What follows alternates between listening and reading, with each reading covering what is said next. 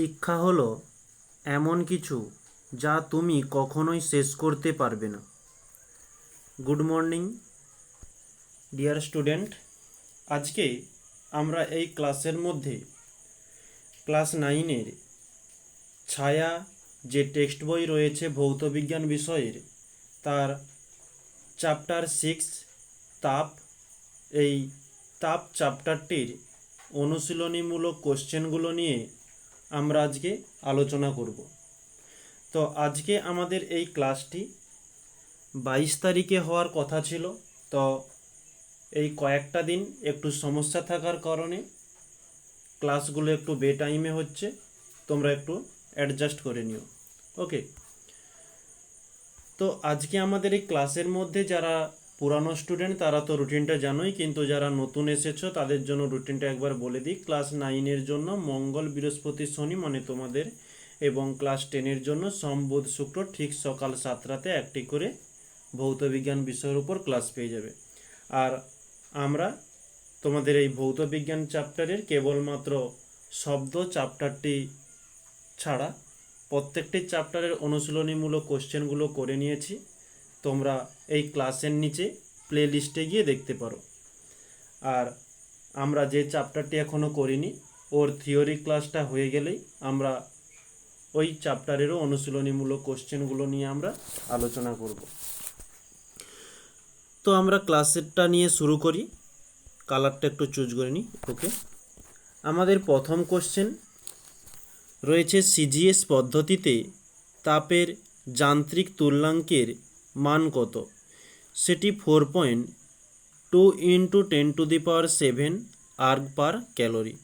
আচ্ছা, আমি যখন এই বইয়ের ফটোটা তুলেছিলাম একটু ক্লিয়ার পিকচারটি আসেনি গো, তোমরা একটু মোটামুটি বোঝা যাচ্ছে, পড়া যাবে। ওকে, নেক্সট দ্বিতীয়ত বলছে, নির্দিষ্ট আয়তনের বায়ুতে জলীয় বাষ্পের পরিমাণ নির্দেশক ভৌত রাশিটি হলো, সেটি অপশান এ আর্দ্রতা। পরবর্তী, ঘরের তাপমাত্রা শিশিরাঙ্কের সমান হলে আপেক্ষিক আর্দ্রতার মান হবে 100% মানে 100% হয়ে যায়। নেক্সট, নিচের কোনটি উচ্চ অবস্থান? সেটি বাষ্পীভবন। পরবর্তী, এটা একটু ম্যাথের মধ্যে পড়ে, বা এটা সামান্য ছোটোখাটো ম্যাথ, এটা একটু সলিউশনটা আমরা পাশেই প্রশ্নটা তুলে রেখেছি, একটু দেখে নিই। সিজিএস পদ্ধতিতে সীসার আপেক্ষিক তাপ 0.03 calorie gram inverse degree Celsius inverse হলে যে জুল কেজি ইনভার্স কেলভিন ইনভার্সে এর মান কত হবে? তো আমাদের এই ক্যালোরি থেকে জুলে নিয়ে যেতে হবে। আমরা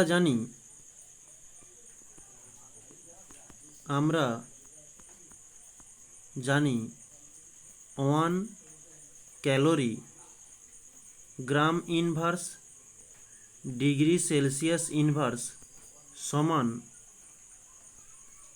4200 joule KG inverse kelvin inverse.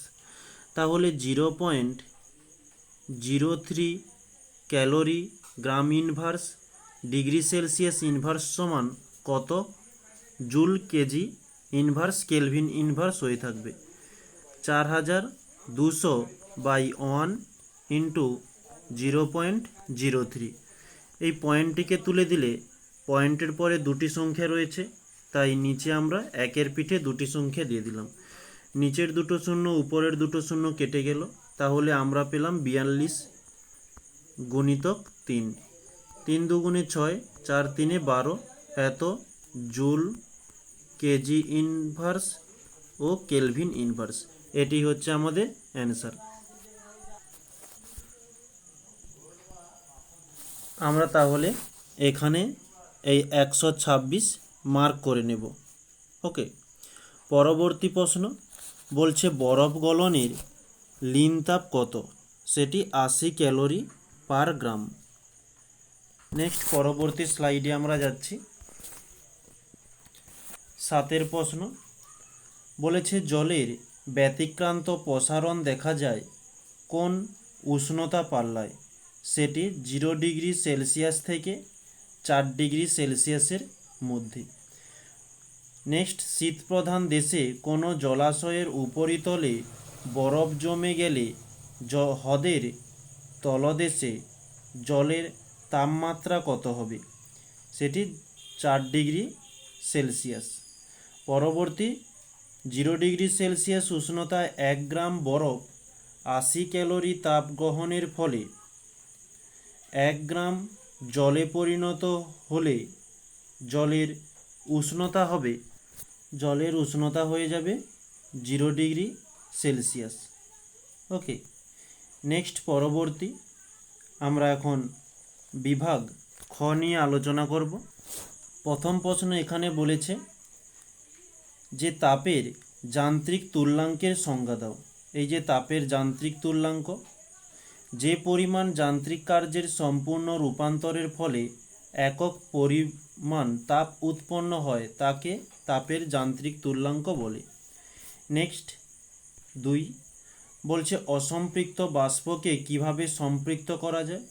এই যে তাপমাত্রা কমিয়ে শিশিরাঙ্কের নিচে নামিয়ে দিলে একটি নির্দিষ্ট পরিমাণ অসম্পৃক্ত বাষ্পকে সম্পৃক্ত বাষ্পে পরিণত করা যায়। 3 শিশিরাঙ্ক কাকে বলে? শিশিরাঙ্ক যে নির্দিষ্ট উষ্ণতায় কোনো নির্দিষ্ট পরিমাণ বায়ু ওর মধ্যে উপস্থিত জলীয় বাষ্প দ্বারা সম্পৃক্ত হয় সেই উষ্ণতাকে ওই বায়ুর শিশিরাঙ্ক বলা হয়ে থাকে। পরবর্তী 4 দাগে কি বলছে? আর্দ্রতাকে কত রকমভাবে প্রকাশ করা হয়? এটি হচ্ছে 2 রকম। প্রথম, পরম আর্দ্রতা, আর একটি রয়েছে যে আপেক্ষিক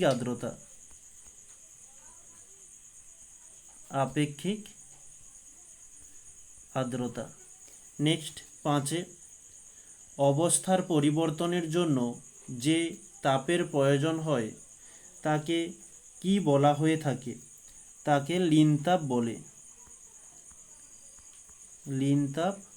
বলে। নেক্সট 6 কোন উষ্ণতায় জলের ঘনত্ব সর্বাধিক? 4 ডিগ্রি সেলসিয়াস। পরবর্তী 7 কিউ সমান mst এই সমীকরণে ms রাশিটির দ্বারা কি নির্দেশ হয়? m সমান বস্তুর ভর এবং s সমান আপেক্ষিক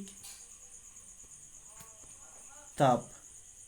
ওকে, নেক্সট 8 বলছে শীতপ্রধান দেশে জলাশয়ের ওপর বরফ জমে গেলে বরফের ঠিক নিচে জলের তাপমাত্রা কত? আচ্ছা, ওই প্রশ্নটাই আবার এখানে ক্লিয়ারভাবে দেওয়া হয়েছে। আচ্ছা, এখানে বলেছে যে ঠিক নিচে মানে বরফের ঠিক নিচে তাপমাত্রা হয়ে যাবে 0 ডিগ্রি সেলসিয়াস। যদি বলতো যে ওই জলাশয়ের তলদেশে তাপমাত্রা কত, তখন আমরা করতাম 4 ডিগ্রি সেলসিয়াস। এটি হচ্ছে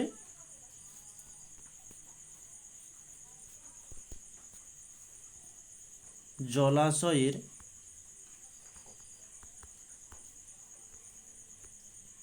তলদেশে তাপমাত্রা 4 ডিগ্রি সেলসিয়াস। বলেছে ঠিক বরফের নিচে তাপমাত্রা কত? 0 ডিগ্রি সেলসিয়াস। নেক্সট আমরা এখন বাম স্তম্ভ এবং ডান স্তম্ভটা মিলিয়ে দেখে নেব। প্রথম প্রশ্ন বলছে গৃহীত বা বর্জিত তাপ, এটি হচ্ছে জুল। ওকে, নেক্সট আপেক্ষিক তাপ, এটি joule, KG inverse, kelvin inverse. তাপগ্রাহিতা, এটি হচ্ছে জুল পার কেলভিন। নেক্সট লিন তাপ, এটি জুল পার কেজি। নেক্সট পরবর্তীতে যাচ্ছি যে শিশিরাঙ্কের বায়ু ড্যাশ হয়ে পড়ে শিশিরাঙ্কের বায়ু সম্পৃক্ত হয়ে পড়ে।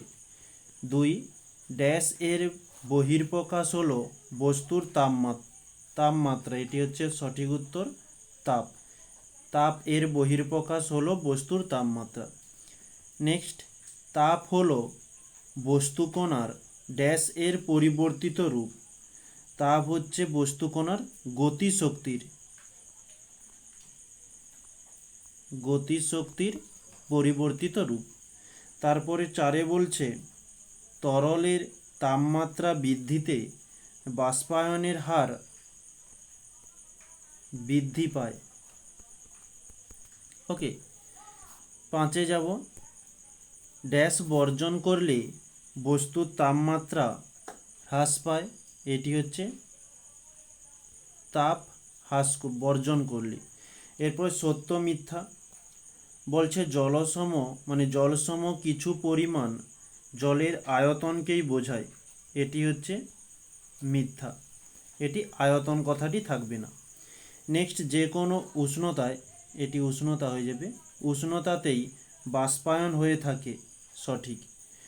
পরবর্তী, খোলা তরলের উপরিতলের বাষ্প হলো অসম্পৃক্ত, এটি হচ্ছে ঠিক। এর সঠিকটি কি, আচ্ছা সঠিক নয়, সঠিকটাই তো দেওয়া হয়েছে।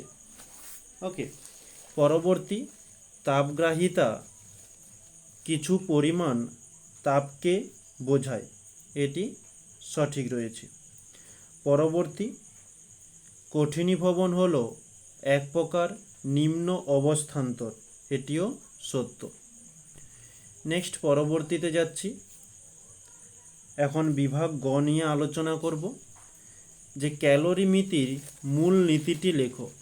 এই যে ক্যালোরিমিতির মূল নীতিটি খুব সুন্দরভাবে এখানে তুলে ধরা হয়েছে, বা এক কথায় যদি আমরা বলি যে কোনো বস্তু যতটা তাপ গ্রহণ করবে এবং যতটা তাপ বর্জন করবে দুটো সমান হবে। পরবর্তীতে ওটা তোমরা ক্যালোরিমিতির মূল নীতিটা দেখে নিও, ওখানে যেটা তোমাদের পিকচার আকারে তুলে ধরা হয়েছে। পরবর্তী প্রশ্নতে বলছে যে কার্য ও তাপের তুল্যতা সংক্রান্ত জুলের সূত্রটি লেখো।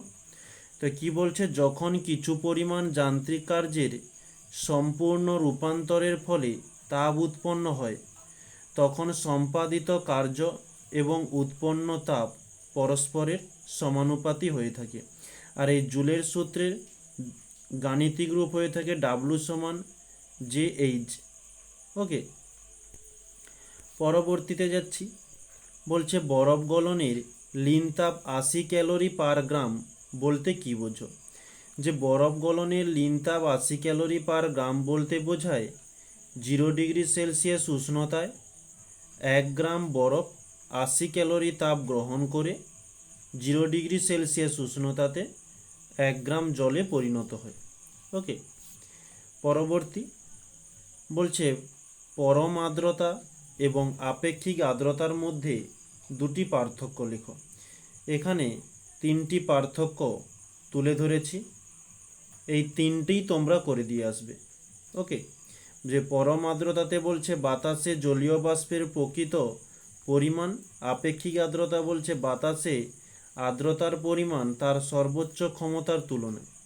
আর এককে পরম আর্দ্রতার একক হয়ে থাকে gram per metre cube, metre cube, বা আমরা একে ঘনমিটারও বলে থাকি।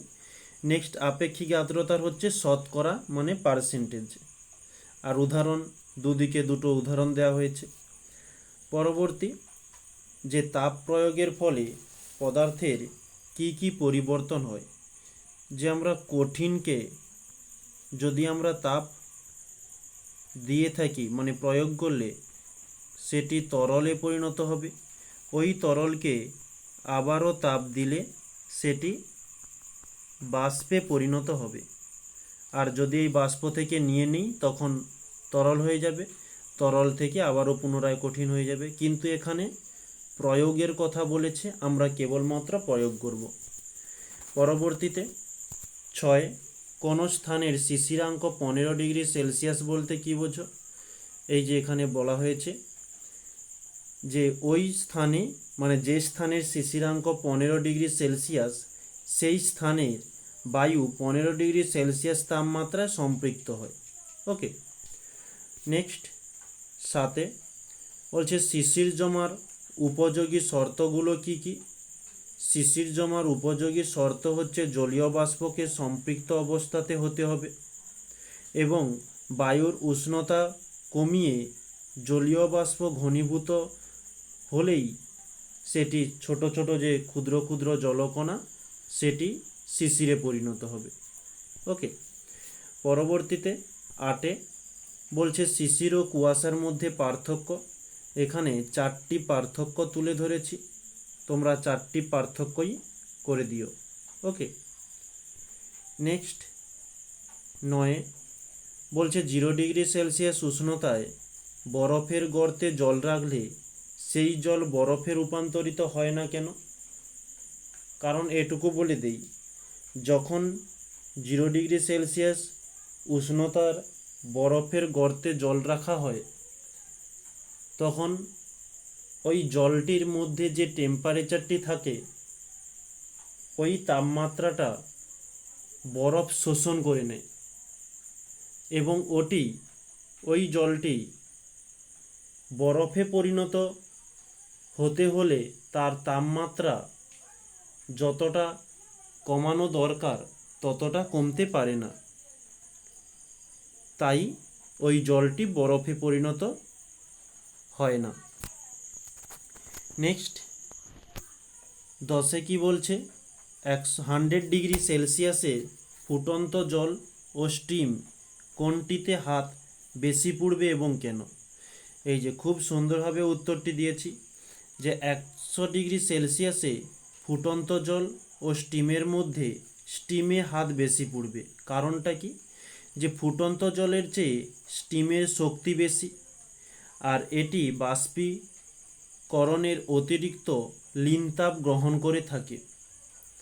সুতরাং বাষ্প যখন ত্বকের ওপর পড়ে এবং জলে রূপান্তরিত হতে ঘনীভূত হয় তখন এটি একটি তাপমাত্রার ফুটন্ত জলের চেয়ে 22.5 × 10⁵ জুল কেজি বেশি তাপ উৎপন্ন করে থাকে। তাহলে ফুটন্ত জল এবং স্টিম মানে বাষ্পের মধ্যে কতটা পার্থক্য রয়েছে। এই কারণেই বাষ্পতে হাতটা বেশি পুড়ে যাবে। নেক্সট বিভাগ আমরা ঘতে শুরু করছি, এটা হচ্ছে 1 দাগের প্রশ্ন। আচ্ছা, এখানে বলছে যে সম্পৃক্ত বাষ্প ও অসম্পৃক্ত বাষ্প এর পার্থক্য লেখো। এখানেও 4টি পার্থক্য তুলে ধরেছি। ওকে, তোমরা দেখে নিও। আর এর মাঝে কিন্তু কোনো ছক করিনি, ফাঁকা দিয়েছি, অবশ্যই তোমরা বুঝতে পারবে আপাতত। ওকে,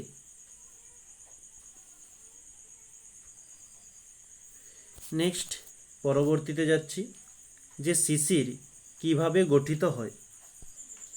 তো শিশির কিভাবে গঠিত হয়, সংজ্ঞা, স্থান এবং সৃষ্টির শর্ত এবং সৃষ্টির পদ্ধতি এটি হচ্ছে আমাদের মূলত চেয়েছে। তো তার সঙ্গে এক্সট্রা একটু অল্প কিছু দিয়ে তোমরা এই কোশ্চেনটির অ্যান্সারটি কমপ্লিট করবে। ওকে, নেক্সট পরবর্তী প্রশ্নতে যাচ্ছি যে আয়তন উষ্ণতা লেখচিত্র উল্লেখ করে জলের ব্যতিক্রান্ত প্রসারণটি ব্যাখ্যা করো। তো আয়তন লেখচিত্র এটি এবং উষ্ণতার লেখচিত্র এই যে। তো এই দুটি লেখচিত্রের মাধ্যমে জলের ব্যতিক্রান্ত প্রসারণ খুব সুন্দরভাবে এখানে উল্লেখ করা হয়েছে। তোমরা চিত্রসহ অ্যান্সারটিকে কমপ্লিট করো।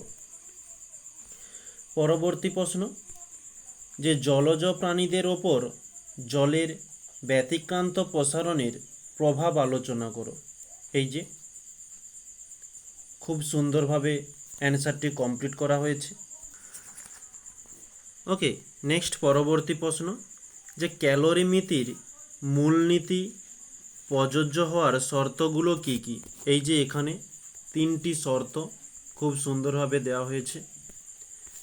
নেক্সট আচ্ছা, এখন আমরা বিভাগ নিয়ে আলোচনা করব। তার আগে একটা কথা বলে দিই, আমরা এখন যে পিডিএফটা মোটামুটি তৈরি হচ্ছে বা আমরা এই যে এটা নিয়ে আলোচনা করছি, যদি তোমাদের প্রয়োজন হয়ে থাকে তাহলে তোমাদের কাছে পৌঁছে দেওয়ার জন্য একটা টেলিগ্রাম গ্রুপ রয়েছে, যেটা তোমরা এই ক্লাসের নিচে ডেসক্রিপশান বক্সে একেবারে নিচের দিকে পেয়ে যাবে। ওই লিঙ্কে ক্লিক করো, তোমরা গ্রুপে পৌঁছে যাবে। যদি তোমাদের টেলিগ্রাম অ্যাপটি ডাউনলোড করা থাকে, যদি না ডাউনলোড থাকে, না ইনস্টল না থাকলে তোমরা প্লে স্টোরে গিয়ে ওখানে লিখে দিও যে টেলিগ্রাম, তাহলে একটা চ্যানেল চলে আসবে। তোমরা নিজেদের মোবাইল নম্বর দিয়ে রেজিস্টার করে নিও, আর ওখানেই ওই অ্যাপটি থাকলেই তাহলে ওই লিঙ্কটি কাজ করবে। ওকে, আর ওখানে ক্লিক করলেই তোমরা যে গ্রুপে পৌঁছাবে, ওখানে প্রতিনিয়ত ক্লাস শেষ হওয়ার কিছুক্ষণ পরেই তোমরা পিডিএফটি পেয়ে যাবে। ওকে, আচ্ছা, এখন তাহলে আমরা ম্যাথগুলো কমপ্লিট করব ধীরে ধীরে।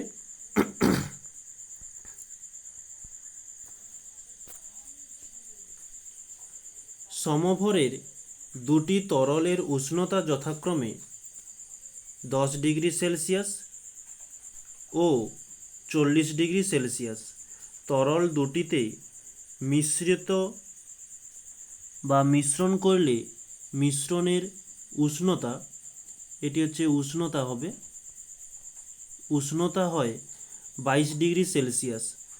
তরল দুটির আপেক্ষিক তাপের অনুপাত কত? আচ্ছা, আমাদের প্রথমেই বলে দিয়েছে যে সমভরের দুটি তরল, এটা আমরা ফার্স্ট নেই, ফার্স্ট তরল এবং সেকেন্ড তরল। সমভর বলেছে প্রথমটার জন্য m1 সমান m দিলাম, দ্বিতীয়টার জন্য m2 সমান m দিলাম।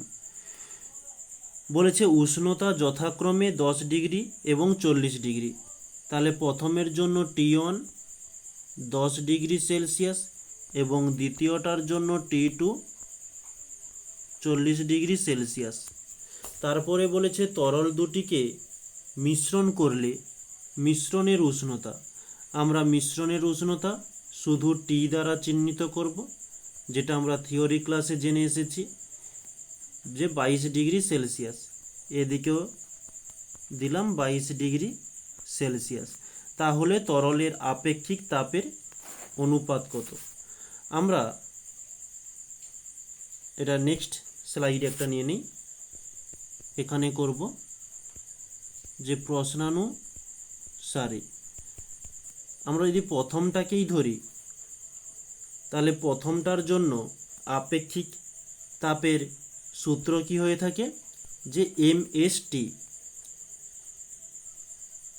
ms del T. Del T কথাটির অর্থ কি?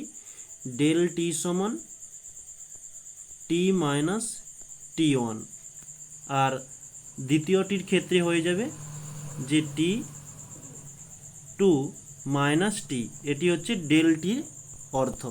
তাহলে এটা তোমাদেরকে বলে দিলাম। তো আমরা এই ডেল টি এর পরিবর্তে আমরা একেবারে সরাসরি টি মাইনাস T1 দিয়ে দিলাম।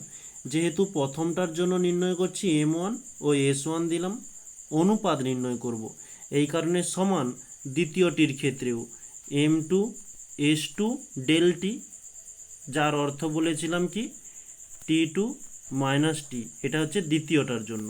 তাহলে এই হচ্ছে আমাদের সূত্র। এখন আমাদের এই S1 এবং S2 এই দুজনের মান নির্ণয় করতে হবে।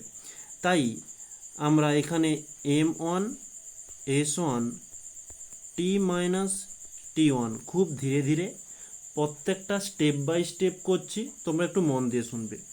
যেহেতু S2 এর এবং S1 এর মান নির্ণয় করব, S1 তো আমাদের সমানের এপাশে রয়েছে, S2টা উল্টো দিকে আছে, তাই আমরা S2টাকে এদিকে নিয়ে চলে এলাম, ওদিকে গুণ রয়েছে, এদিকে এলে ভাগ হবে, তাহলে থাকার মধ্যে থেকে গেল M2 T2 minus T1। Next বা, তাহলে S1 বাই S2, এই S1 এর সঙ্গে যারা রয়েছে তাদেরকে আমরা উল্টো দিকে পাঠিয়ে দেব, তাহলে M2 T2 মাইনাস T1 যেমন ছিল থাকলো, এই M1 টি মাইনাস T1, এটা আচ্ছা সরি 1 মিনিট, আমরা হচ্ছে T1 করে ফেলেছি, এখানে T1 হবে না, এখানেও হচ্ছে না। আচ্ছা, তাহলে M1 into T minus T1 সেদিকে গুণ ভাগ ছিল, এদিকে আসতে গুণ হয়ে গিয়ে ভাগ হয়ে গিয়েছে আর কি। আচ্ছা, বা S1 S2 সমান M2 এর মান কত? M2 এর মান M ছিল, আর T2 এর মান 40 মাইনাস T এর মান 22 এত ডিগ্রি সেলসিয়াস। M1 এর মান M, T এর মান 22 মাইনাস T1 এর মান 10 ডিগ্রি সেলসিয়াস সমান M কেটে গেল, 40 থেকে 22 মাইনাস করলে আমরা পেয়ে যাব 18, বাই এদিকে 22 থেকে 10 মাইনাস করলে 12, কাটাকাটি করলে 3 দিয়ে দিই, 3 4 12, 3 6 18, 2 দিয়ে দিলে 2 দুগুণে 2 3 6, 2 দুগুণে 4, তাহলে আমরা পাচ্ছি 3/2। তাহলে আমরা এখানে একটু ছোট্ট করে লিখে দিতে পারি যে S1, আচ্ছা এটাকে তীর চিহ্ন দিয়ে দেখিয়ে দিচ্ছি, যে S1 অনুপাত S2 সমান 3:2, এটি হচ্ছে আমাদের চেয়েছিল। ওকে, এটি হচ্ছে আমাদের অ্যান্সার। নেক্সট পরবর্তী, এখানে 2 দাগে কি অঙ্ক বলছে এটি একটু দেখে নেব আমরা। 100 W এর উত্তাপন কুণ্ডলীকে 5 মিনিট চালু রাখার ফলে দেখা গেল যে 90 গ্রাম বরফ গলা জল জমা হয়েছে। P ইন্টু টি সমান ml সমীকরণটি ব্যবহার করে বরফ গলনের লিন তাপ নির্ণয় করো। যেখানে P বলেছে উত্তাপন কুণ্ডলীর ক্ষমতা, টি সমান বলেছে সময়, M হচ্ছে জলের ভর, L জলের লিন তাপ। বলছে বরফ গলনের লিন তাপের স্বীকৃত মান, এটি মান হবে 340 জুল পার গ্রাম। এর সঙ্গে তোমার উত্তর মিলছে কিনা। আচ্ছা, আমাদের প্রথমত প্রশ্নে যে সূত্রটি দেওয়া রয়েছে সেটি আগে তুলে নিলাম। এবারে আমাদের নির্ণয় করতে বলেছে লিন তাপ। লিন তাপ হচ্ছে L, এই প্রশ্নের মধ্যেই বলেছে L হচ্ছে জলের লিন তাপ। তাহলে L এর মান যেহেতু আমরা নির্ণয় করব, Lটাকে এক পাশে আনলাম, তাহলে থাকার মধ্যে যেটি আসছে PT/M। এখন P বলেছে উত্তাপন কুণ্ডীর ক্ষমতা, P সমান 100 W, মানে এটি হচ্ছে ওয়াট, আর T বলছে কত 5 মিনিট। নেক্সট বলছে কি M সমান জলের ভর, যেটি বলা আছে 90 গ্রাম। আমাদের এখানে এককগুলোকে সেম করার জন্য এই 5 মিনিটকে ঘন্টাতে নিয়ে যেতে হবে। আমরা জানি 60 মিনিট সমান 1 ঘন্টা, তাহলে 5 মিনিট সমান কত হবে 1/60 গুণিতক 5, আমরা পেলাম 5/60 ঘন্টা।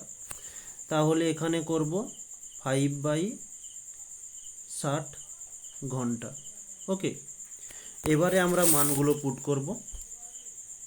P এর মান 100 ওয়াট ইন্টু টি এর মান 5/10, এই 10টাকে আমরা একেবারে নিচে করে দিচ্ছি সরাসরি, এত ঘন্টা, আর M এর মান যেটা দেওয়া রয়েছে 90 গ্রাম। ওকে, এবারে নিচের একটি শূন্য, উপরের একটি শূন্য, নিচের আরও একটি শূন্য, উপরের একটি শূন্য কেটে গেল, তাহলে আমরা পেলাম কি 5 ওয়াট গুণিতক ঘন্টা, আচ্ছা এটা হচ্ছে এইচ বাই 9 গ্রাম। ওকে, এখন ফাইভকে, আচ্ছা সরি, আমরা এখানে 60 লিখেছি, এখানে ভুল করে 10 দেওয়া হয়ে গিয়েছে, এটা হচ্ছে 60। আচ্ছা তাহলে 9 তার সঙ্গে 6 গুণ হচ্ছে, তো 5/9 বা 6×9 = 54। এত এই ওয়াট এবং ঘন্টা গুণ হয়ে হয় জুল, আর নিচে তো গ্রাম আছেই। এই 5কে 54 দিয়ে ভাগ করলে পাবো 0.092 ইন্টু, তাহলে জুল পার গ্রাম। ওকে, কিন্তু আমাদের প্রশ্নে বলেছে যে 340 গ্রাম, সরি জুল পার গ্রাম, এর সঙ্গে তোমার উত্তর মিলছে কি? তাহলে আমরা বলে দিব কি না, উত্তর আমাদের মিলছে না, আমাদের অ্যান্সার এসেছে 0.092 ইন্টু জুল পার গ্রাম। আচ্ছা, তার সঙ্গে একটা কথা বলে দিই, তোমাদের ক্লাস 9-এ এই ওয়াট দিয়ে কোনো মানে একক নেই, যেটা ক্লাস 10-এ রয়েছে চলতড়িৎ বলে একটা চ্যাপ্টার, সেখানে ওয়াটের এককগুলো দেওয়া রয়েছে। তোমাদের এই ক্লাস 9-এর অনুসারে এই অঙ্কটি একটু লেভেলটি বাড়িয়ে দিয়েছে। ওকে, তাহলে আমাদের অ্যান্সারটি এটি। নেক্সট, পরবর্তী আমরা যে অঙ্কটি নিয়ে আলোচনা করব,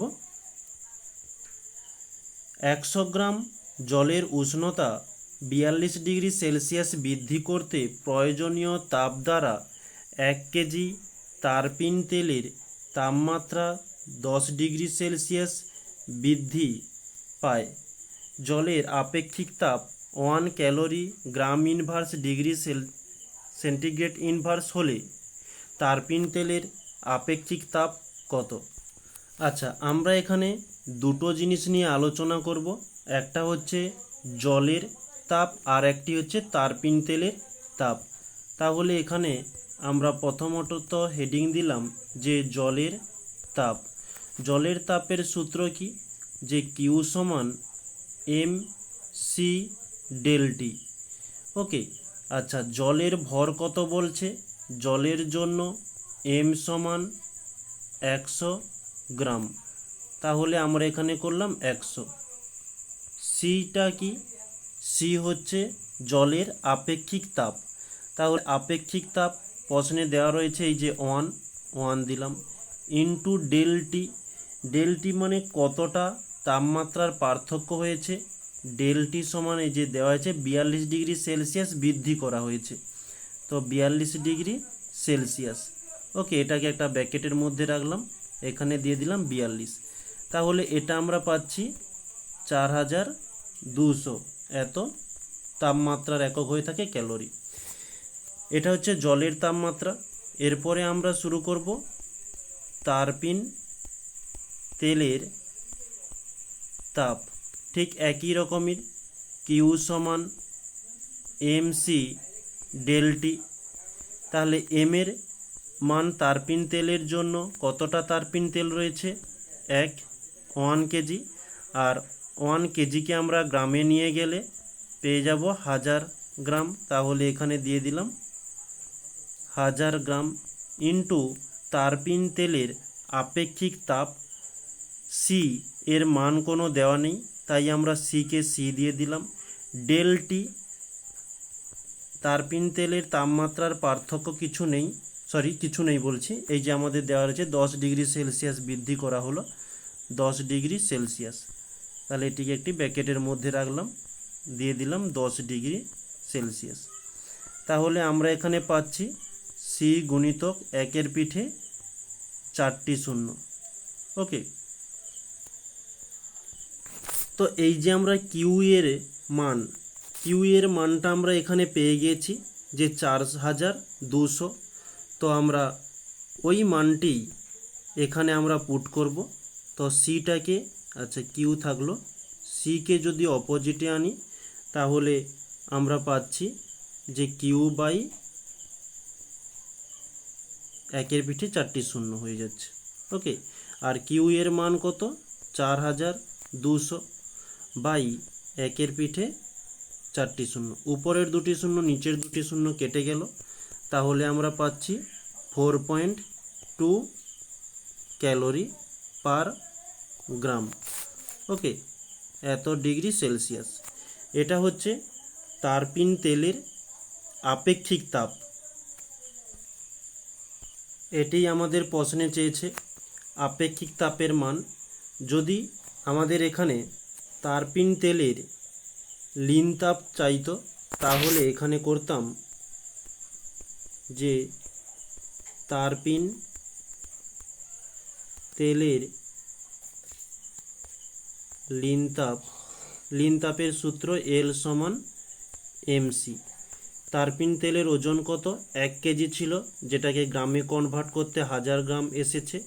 সি এর মান আমরা এখনই পেলাম 0.42।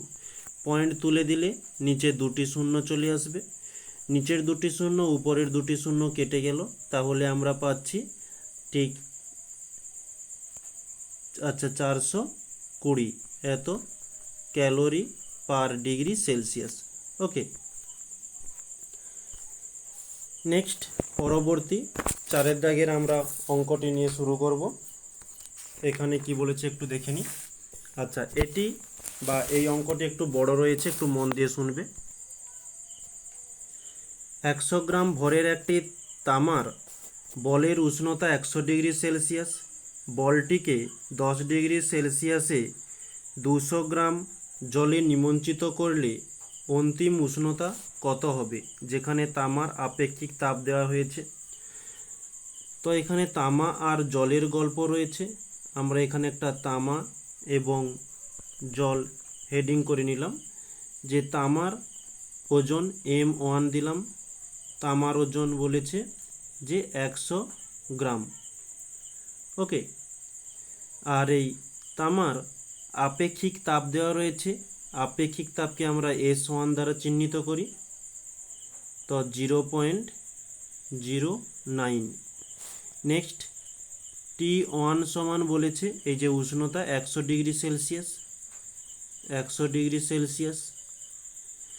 নেক্সট উল্টো দিকে আমরা জল দেখে নেব। জলের জন্য M2 দিলাম, তো জলের ভর দেওয়া রয়েছে 100 গ্রাম এবং এর আপেক্ষিক তাপ তো আমরা জানি যে 1 ক্যালোরি পার গ্রাম ডিগ্রি সেলসিয়াস হয়ে থাকে। এটার মানটা কোথাও দেওয়া নেই, কিন্তু এটা আমাদের জানা জিনিস, তাই আমরা 1 দিয়ে দিলাম। আচ্ছা, এখানে লিখে দেই যে আমরা জানি। নেক্সট T2 বলেছে তামার জলের জন্য যে 10 ডিগ্রি সেলসিয়াস, 10 ডিগ্রি সেলসিয়াস। ওকে, এখন অন্তিম উষ্ণতা ধরি, অন্তিম উষ্ণতা আমাদের চেয়েছে, তো আমরা ধরে নিলাম অন্তিম উষ্ণতা T। তো এই তামার জন্য তামা যে তাপটি বর্জন করবে, বর্জিত তাপ কেন? কারণ এটা হচ্ছে 100 ডিগ্রি সেলসিয়াস, এটা হচ্ছে 10 ডিগ্রি সেলসিয়াস। যার কাছে বেশি আছে সে দিবে এবং যার কাছে কম আছে সে নিবে, তাই এই তামা হচ্ছে বর্জিত হয়ে যাচ্ছে। তো এর সূত্র কি হয়ে থাকে? M1S1 T1 minus T। তো এখানে M1 এর মান কত? 100, S এর মান 0.09 ইন্টু T1 এর মান 100 মাইনাস T এর মান তো আমাদের কিছু জানা নেই, T এটা ধরেছি, T দিয়ে দিলাম। নেক্সট এদিকে এটা হচ্ছে 10 ডিগ্রি সেলসিয়াস রয়েছে, তাহলে কি করবে? গৃহীত তাপ মানে তাপকে গ্রহণ করবে। এর সূত্র কি হয়ে থাকে? M1 দিচ্ছি, M2 হবে M2S2 T মাইনাস T2। ওকে, তো এখানে এই কথাটি মনে রাখবে, এদিকে হচ্ছে T1 থেকে T মাইনাস হবে, এদিকে হচ্ছে T থেকে T2 মাইনাস হবে। ওকে, তো M2 এর ওজন কত রয়েছে? মানে M2 এর মান 200 গুণিতক S2 এর মান 1 গুণিতক T এর মান জানা নেই মাইনাস T2 এর মান 10। ওকে, এখন এটা আমরা পেলাম। এখন আমরা ক্যালোরিমিতির মূলনীতিতে জেনেছি যে ক্যালোরি মিতির মূলনীতি অনুসারে যে বর্জিত তাপ সমান গৃহীত তাপ। বর্জিত তাপের মান আমরা কি বের করেছিলাম? 100 গুণিতক 0.09 গুণিতক 100 মাইনাস টি, এবং গৃহীত তাপ ছিল যে 200 গুণিতক 1 গুণিতক টি মাইনাস 10। ওকে, বা এদিকে বা দিলাম। তো এদিকে 200-র দুটো শূন্য, এদিকে 100-র দুটো শূন্য কেটে গেল। এদিকের পয়েন্ট তুললে একের পিঠে দুটো শূন্য চলে আসবে। তো এই দুটো শূন্য এদিকে গুণ হয়ে আসবে। ওকে, 0 হবে না, শুধু 9 হবে, কারণ পয়েন্ট তুলে দিয়েছি। 9 ইন্টু 100 মাইনাস টি, ওই 100 এদিকে গুণ হলে এদিকে 2 ইন্টু 100 গুণিতক 1কে তুলে দিচ্ছি, কারণ 1 বারবার আর লিখে কোনো লাভ নেই। টি মাইনাস 10। ওকে, এদিকে এটা আমরা আবার গুণ করব। 900 ইন্টু 100 করলে 900 বলছি, মানে 9 গুণিতক 100, যেটা হচ্ছে 900 মাইনাস 9 গুণিতক টি করলে 90 ইন্টু এদিকে এটাকে আমরা 200 লিখতে পারি। তাহলে 200 ইন্টু টি করলে 200 টি মাইনাস, নেক্সট এই 200কে 10-এর সঙ্গে গুণ করলে আমরা পেয়ে যাব 2000। ওকে, তো নেক্সট এই 2000কে আমরা অপোজিটে আনি, মাইনাস 2000 রয়েছে, এদিকে হলে প্লাস 2000 হয়ে যাচ্ছে। 900 মাইনাস 90 প্লাস 2000 সমান 200টি। বা নেক্সট স্টেপে 900 এই মাইনাস 90 যেটি রয়েছে অপোজিটে নিয়ে যাই, প্লাস 90 হয়ে যাবে এদিকে, তাহলে প্লাস 2000 সমান 200টি প্লাস 9টি। ওকে, নেক্সট পরবর্তী স্লাইডে আমরা ওই 900 তার সঙ্গে 2000 যোগ করে আমরা যেটি পাচ্ছি, তো ওই 900 এবং 2000 যোগ করলে আমরা পাচ্ছি 2900 সমান 200টি এবং 9টি ছিল, যাকে যোগ করলে 290। তো টি এর মানটিকে নির্ণয় করব। তো টি সমান আমরা লিখতে পারি 2900 বাই 209। তো 2900কে 209 দিয়ে ভাগ করলে আমরা পেয়ে যাব 13.87 ডিগ্রি সেলসিয়াস। এই টি এর মানটাই আমাদের নির্ণয় করার ছিল। আমরা এখানে ধরেছিলাম যে ধরি অন্তিম উষ্ণতা সমান টি। তো আমাদের প্রশ্নে চেয়েছে অন্তিম উষ্ণতা কত, লিখতে পারি অতএব অন্তিম উষ্ণতা 13.87 ডিগ্রি সেলসিয়াস। এটি হচ্ছে আমাদের অ্যান্সার। নেক্সট পরবর্তী, তো আমাদের এখানে যে অঙ্কটি রয়েছে, এই অঙ্কটি ঠিক ক্লিয়ার বোঝা যাচ্ছে না, বোধহয় যতটা সম্ভবত কোথাও না কিছু ভুল একটি রয়েছে। এখন এই অঙ্কটিকে মোটামুটি ছেড়ে যাচ্ছি, পরবর্তীকালে এটিক্যালি আমি ঠিকঠাকভাবে দেখব। তো সঠিকটি যদি সঠিক হয়ে থাকে এই প্রশ্নটি, তাহলে অবশ্যই তোমরা কমেন্ট বক্সে ফার্স্ট কমেন্টে এই কোশ্চেনটির অ্যান্সার পেয়ে যাবে, না হলে তোমাদের শর্ট ভিডিও করে তোমাদের কাছে আপলোড করে পৌঁছে দেব। ওকে, এখন বর্তমানে এই অঙ্কটিকে আমি স্কিপ করে যাচ্ছি। নেক্সট, পরবর্তী 6 দাগে কি বলছে একটু দেখে নিই। 0 ডিগ্রি সেলসিয়াস উষ্ণতায় 100 গ্রাম বরফকে 100 ডিগ্রি সেলসিয়াস উষ্ণতার জলে পরিণত করতে হলে কত তাপ লাগবে? আমাদের এই প্রশ্নের মধ্যে এম সমান বলেছে 100 গ্রাম, উষ্ণতার পরিবর্তন আমরা এখানে লিখে দিই যে উষ্ণতার পরিবর্তন, যাকে আমরা টি দ্বারা চিহ্নিত করি, 100 degree Celsius minus 0 degree Celsius সমান আমরা পাচ্ছি 100 ডিগ্রি সেলসিয়াস। আর আমাদের এখানে যে বরফটি গলে জলে পরিণত হচ্ছে, তাই বরফ গলনের লীন তাপ, বরফ গলনের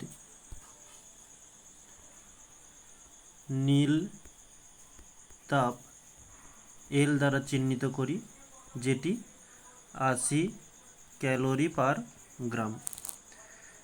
এখন আমাদের প্রশ্নে বলেছে যে তাপ কত, এইচ এর মান জিজ্ঞাসা করেছে। তো 0 ডিগ্রি সেলসিয়াস উষ্ণতাতে প্রথমে বরফ ছিল, বরফ থেকে আগে জলে পরিণত হবে। তো বরফ থেকে জলে পরিণত হতে হলে যে তাপটি পাবো তার নির্ণয়ের সূত্র এম ইন্টু এল, এবং জল থেকে 100 ডিগ্রি সেলসিয়াসে আসার জন্য যে সমীকরণটি আমরা এখানে ব্যবহার করব MST। মানে ব্যাপারটা কি,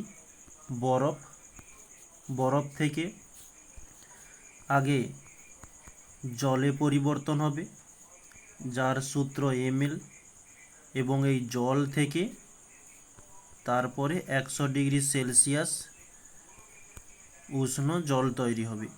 এর জন্য সমীকরণটি হচ্ছে MST। এই কারণে আমরা দুটোকে যোগ করেছি। ওকে, তো এখানে এম এর মান 100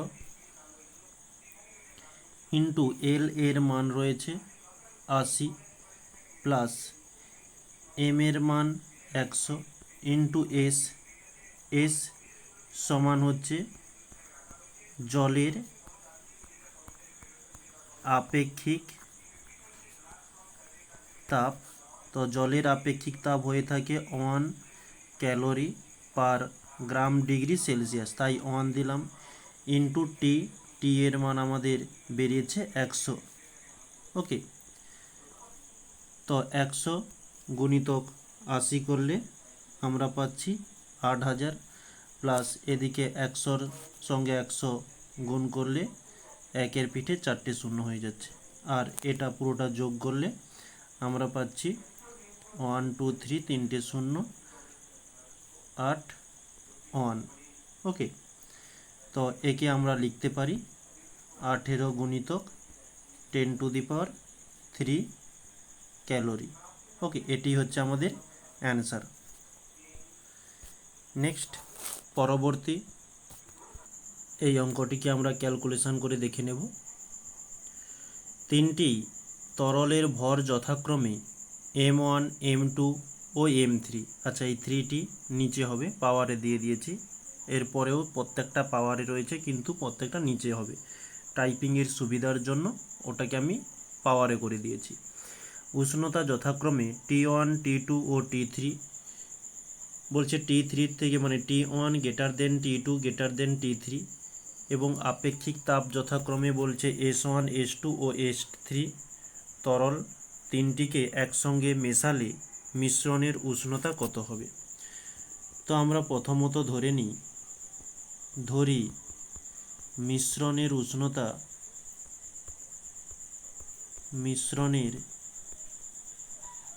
উষ্ণতা টি। তো তিনটি তরল রয়েছে। প্রথম তরলের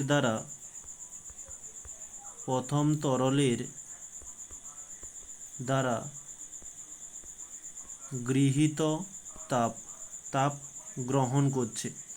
কেন এটা করলাম গৃহীত করছে? কারণ T1 সব থেকে বড়, তাই আমরা করছি গৃহীত করেছি। এটি হচ্ছে H1। তো H1 এর সমীকরণটি কি হয়ে থাকে? MST। তো M1 প্রথমের জন্য, S এর জন্য S1, আর টিটা কি? তাপমাত্রার পরিবর্তন, যে T মাইনাস T1। দ্বিতীয় তরলের দ্বারা গৃহীত তাপ গ্রহণ করছে, এই T2টিও গ্রহণ করবে, এর তাপ হয়ে থাকে H2। এখানে হয়ে যাচ্ছে M2 S2 T minus T2। তৃতীয়টিও একই রকমের আমরা করব। তৃতীয় তরলের দ্বারা গৃহীত তাপ H3 সমান M3 S3 T minus T3। ওকে, তো এখানে তিনটি তাপই গ্রহণ করবে, কারণ এখানে বাইরে থেকে কোনো তাপ প্রয়োগ করা হয়নি। তো আমরা ওটি এখানে লিখব। যেহেতু বাইরে থেকে কোনো তাপ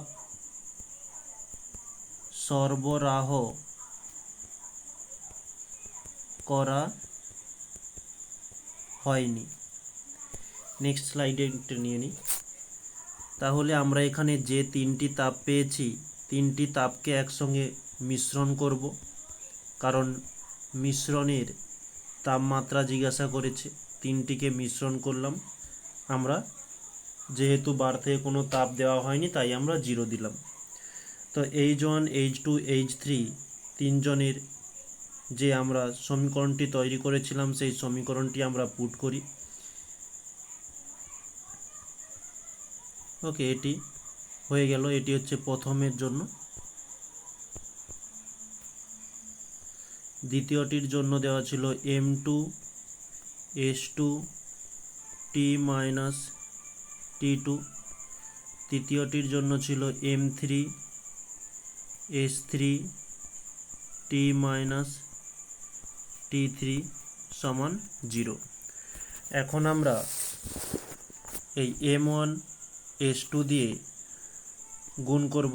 কীভাবে একটু দেখে নাও। এই M1 S1 দিয়ে টিকে গুণ করব, আবার একবার M1 S1 দিয়ে T1কে গুণ করব। একই রকমই এভাবে প্রত্যেকটি আমরা গুণ করে নেব। ওকে, M1 S1 T minus M1 S1 T1 plus M2 S2 T minus M2 S2 T2 plus M3 S3 T minus M3 S3 T3 সমান 0। ওকে, নেক্সট এই যে যতগুলো প্লাস রয়েছে আমরা একদিকে করব, যতগুলো মাইনাস রয়েছে আর একদিকে করব। প্লাসগুলোকে আমরা আগে নিয়ে নিই।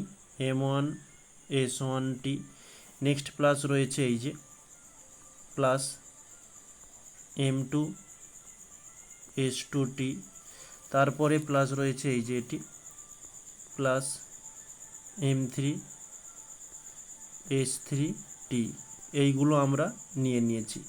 এবারে যতগুলো মাইনাস রয়েছে অপোজিটে গেলে প্লাস হবে, সেগুলোকে প্লাস করে নিই।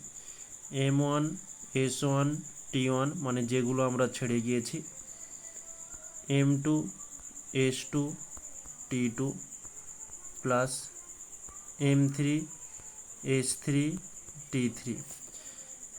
বা আমরা দেখতে পাচ্ছি এই প্রত্যেকটার মধ্যে একটি কমন আছে।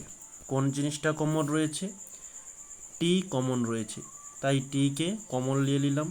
M1 S1 plus M2 S2 plus M3 S3, আর এদিকে যেমন রয়েছে তেমন আমরা করে দিলাম। ওকে, M3 S3 T3। এখন এই টিটিকে আমরা এদিকে রেখে পুরো সেটটাই গুণ আকারে রয়েছে, উল্টো দিকে করে দিলাম ভাগ আকারে। তাহলে এখানে হবে M1 S1 T1 plus M2 S2 T2 plus M3 S3 T3 by M1 S1 plus M2 S2 plus M3 S3। Okay, এটি আমাদের চেয়েছিল যে মিশ্রণের উষ্ণতা মানে টি এর উষ্ণতা কত, এটি হচ্ছে আমাদের অ্যান্সার। নেক্সট, এটি হচ্ছে আমাদের লাস্ট অঙ্ক, একটু মন দিয়ে শুনবে। সমভরের তিনটি তরল এ বি সি এর উষ্ণতা যথাক্রমে 10 ডিগ্রি সেলসিয়াস, 30 ডিগ্রি সেলসিয়াস ও 40 ডিগ্রি সেলসিয়াস। এ ও বিকে মিশ্রিত করলে মিশ্রণের উষ্ণতা 15 ডিগ্রি সেলসিয়াস। আবার বি ও সিকে মিশ্রিত করলে মিশ্রণের উষ্ণতা 34 ডিগ্রি সেলসিয়াস। তরল তিনটির আপেক্ষিক তাপের অনুপাত কত? তো আমরা প্রথমত ধরে নেব যে এ বি সি তরল তিনটির আপেক্ষিক তাপ S1 S2 ও S3। আচ্ছা, S1 2 3 না করে আমরা SA SB ও S3C করি, এটি হচ্ছে করলে তোমাদের বুঝতে সুবিধা হবে। নেক্সট আমরা লিখছি যে এম ভরের, যেহেতু সমভর বলেছে তাই আমরা এম ভর দিলাম। এম ভরের এ তরলের সঙ্গে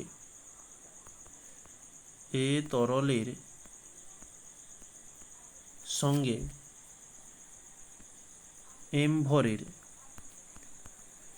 বি তরল মেশানো হলে, কারণ কেন মিশাচ্ছে এই যে বলে দিয়েছে, এ ও বিকে মিশ্রিত করলে মিশ্রণের উষ্ণতা হয় 15 ডিগ্রি সেলসিয়াস। ওকে, তাই আমরা এ এবং বি তরলটিকে মিশ্রণ করে নিয়েছি। তো এ এবং বি এর মধ্যে কোনটি বেশি রয়েছে? যে বেশি রয়েছে সে বর্জন করবে এবং যে কম রয়েছে সে গ্রহণ করবে। আমরা দেখতে পাচ্ছি এ মানে 10 ডিগ্রি সেলসিয়াস এর কম রয়েছে, তাই আমরা লিখব এ তরল দ্বারা গৃহীত, তাহলে এ তরল দ্বারা গৃহীত তাপ সমান বি তরল দ্বারা বর্জিত তাপ। কারণ এটা কি, আমরা ক্যালোরিমিতির যে মূল নীতি সেখানে আমরা জেনেছি। তো এর জন্য সমীকরণ কি হয়ে যাবে? এম ইন্টু এস, আর এ তরলের জন্য নির্ণয় করছি তাই এস এ ইন্টু টি, মানে পার্থক্য। কিসের পার্থক্য? যে মিশ্রণে যে তাপটি হয়েছে, মিশ্রণের তাপ মাইনাস এ এর যেই তাপটি ছিল। ঠিক একই রকমের বি এর জন্য এম ভর এবং এর বি এর আপেক্ষিক তাপ ছিল এস বি ইন্টু এখানে কি, এখানে ঠিক তার উল্টোটা হবে, যে বি এর টেম্পারেচার ছিল 30 এবং মিশ্রণের টেম্পারেচার হয়েছে 15, আর এখানে হয়েছে কি মিশ্রণ মাইনাস এ এর তাপ, আর এখানে হয়েছে বি এর তাপ মাইনাস মিশ্রণ। ওকে, এখানে তাহলে করব, আচ্ছা এখানে এম এম কেটে যাবে, তাহলে থাকবে এস এ, 15 থেকে 10 মাইনাস করলে পাচ্ছি 5, এদিকে এস বি 30 থেকে, আচ্ছা 1 মিনিট, আচ্ছা তাহলে এখানে এটা কন্টিনিউ করব, যে 30 থেকে 15 মাইনাস করলে আমরা পাচ্ছি 15। এখন 5 যদি আমরা কাটাকাটি করি, যে 5 একে 5, 5 3 15, তাহলে আচ্ছা এটাকে এদিকে লিখে দিচ্ছি, বা তাহলে আমরা একে লিখতে পারি যে S A by S B সমান 3/1। ওকে, ঠিক একই রকমের আবারও বলেছে বি ও সিকে মিশ্রিত করলে মিশ্রণের উষ্ণতা হয় 34 ডিগ্রি সেলসিয়াস। একই রকমের আমরা আবারও করব, যে আবার এম ভরের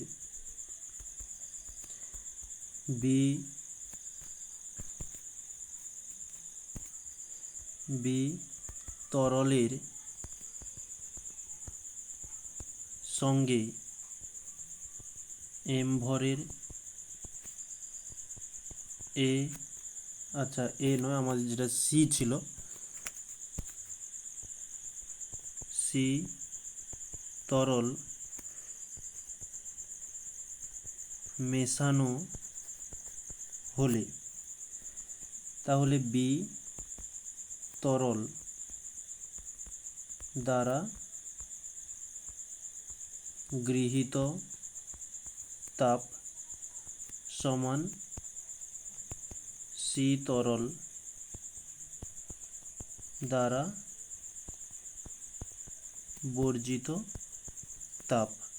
ওকে, তো বি এর দ্বারা গৃহীত তাপ কি বলেছে, এম ইন্টু এস বি, মানে এম তো সমভর, এম সবাইয়ের জন্য সমান, আর বি এর জন্য আপেক্ষিক তাপ হয়ে থাকে এস বি ইন্টু, ঠিক এটা আগেরই মতো, যে মিশ্রণের টেম্পারেচার মাইনাস বি এর টেম্পারেচার। মিশ্রণ ছিল 34 আর বি এর টেম্পারেচার 30, মাইনাস করলাম। সিতে কি করব, যে ভর গুণিতক আপেক্ষিক তাপ এস সি ইন্টু, এখানেও ঠিক আগের মতো সি এর টেম্পারেচার 40 মাইনাস মিশ্রণের টেম্পারেচার 34। আমরা সবসময়ের জন্য চেষ্টা করব যে বড়টার থেকে ছোটটা মাইনাস করার জন্য। ওকে, তাহলে এখানেও এম এম কেটে যাবে, তো এস বি 30 থেকে, মানে 34 থেকে 30 মাইনাস করলে পাচ্ছি 4 সমান, এদিকে এস সি